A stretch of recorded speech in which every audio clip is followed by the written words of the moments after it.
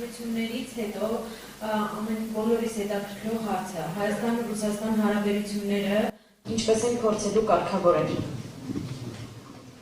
Ինչպես են կարգավորում։ Դուք ընդհանրապես այդ հարաբերություններին որևէ լարվածություն զգացել եք 98-2008 թվականին։ Դուք երևի չեք հիշում։ Բայց երևի դայլիչի մի մասը հիշում է։ Երբեք չի եղել։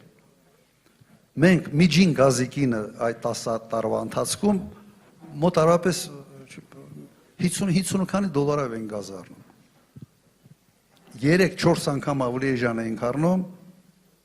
քան օրինակ եվրոպացիքը, 3-4 անգամ։ Մասա նաև հարաբերությունների շնորհիվ էր, չէ՞։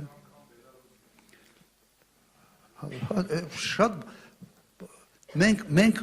ունենք այդ հնարավորությունը օգտվել հսկայական շուկայից, ԵԱՏՄ-ի շուկայից։ Ոնց որ դու մի ճյուղի վրա նստած, այսօր վարչապետը ճյուղի վրա նստած, սղոցը ձեռին է ճյուղը կտրում է։ Ու սենց բանով, գիտեք, էնտուզիազմով է կտրում, սենց բան ջանասիրությամբ։ Կտրում է, բայց համոզված է մեր ճյուղը, որ այդ ճյուղից ինքը չի ընկնելու, մեր ժողովուրդն է ընկնելու, երկիրն է ընկնելու։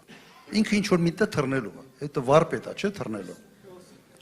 Թռնելուն վարպետ է, ինքը միտեղ թռնելով է, բայց ժողովուրդը բանը երկիրը ճյուղից ընկնելու է։ Ու երբ փորձում ես հասկանալ, լավ, ինչի համար է այդ ջանասիրությունը,